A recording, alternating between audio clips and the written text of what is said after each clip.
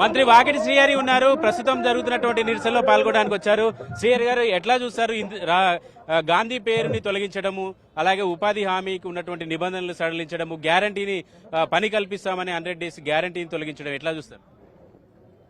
మామూలు మూలన ఉన్నటువంటి ఉపాధి లేక జీవనం గడుపుతున్నటువంటి వ్యక్తులకంతా ఆనాడు కాంగ్రెస్ హయాంలో మహాత్మా గాంధీ గారి పేరు మీద జాతీయ ఉపాధి హామీ పథకం అని పెట్టి ప్రతి ఒక్కరికి ఉపాధి కల్పించి ఈరోజు అందరూ కూడా హక్కున పోయే విధంగా ప్రపంచ దేశాలని ఆలోచన చేస్తున్నాయి.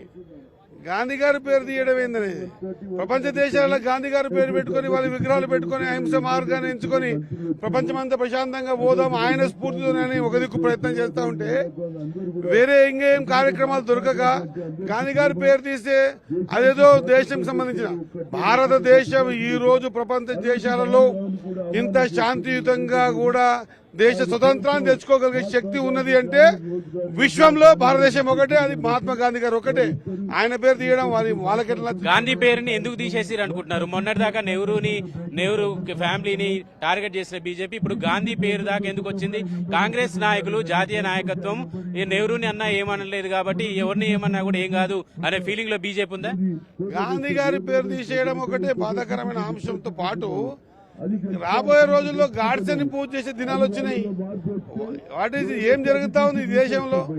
ఏ ప్రక్రియ ద్వారా శాంతియుతంగా ఇంత పెద్ద దేశానికి స్వతంత్రం తెచ్చినటువంటి సందర్భాన్ని ప్రపంచ దేశాలు కొనియాడుతుంటే వీరు గాంధీ తాతని పేరు తీసేసి మా బాపు గారి పేరు తీసేసి తామేదో చిన్న సంతోషం పొందుదాము లేదా మేము తీసేసి కొత్తగా రాజ్యాంగం రచించుకుందాం అనేటువంటి ఆలోచన విధానంలో ఇది కూడా ఒక ప్రక్రియ భాగమే అనుకుంటున్నా.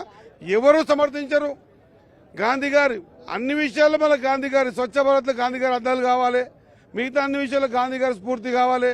కానీ గాంధీ గారి పేరు తీసేయడానికి కారణం ఏమి లేదు. కారణం లేకుండా ఈ విధంగా చేయడం అనేది కరెక్ట్ కాదు. వాళ్ళకి ఎప్పుడు కూడా హైలైట్గా ఈ భారతదేశం ఏ విధంగా ఈ స్థాయికి ఎదిగింది, దీనికి సంబంధించిన మూలాలు ఏంటివన్నీ ఆ మూలాలను తొలగించే ప్రయత్నం చేస్తూ ఉన్నారు.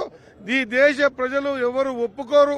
100% బాపు చూపించిన సన్మార్గంలో ప్రపంచం నడుస్తూ ఉందన్న విషయాన్ని గ్రహించి గుర్తించి దీన్ని వాపసు తీసుకోవాల్సిందిగా, ఈ బిల్లుని వాపసు తీసుకోవాల్సిందిగా సమర్థంగా కోరుతా ఉన్నా. రైట్. మొత్తానికి ఉపాధి హామీ పథకంలో గాంధీ పేరును తొలగించడంతో పాటుగా తీసుకొచ్చినటువంటి సవరణల్ని కూడా వెనక్కి తీసుకోవాలని చెప్పేసి మంత్రి వాకిటి శ్రీహరి డిమాండ్ చేస్తున్నారు.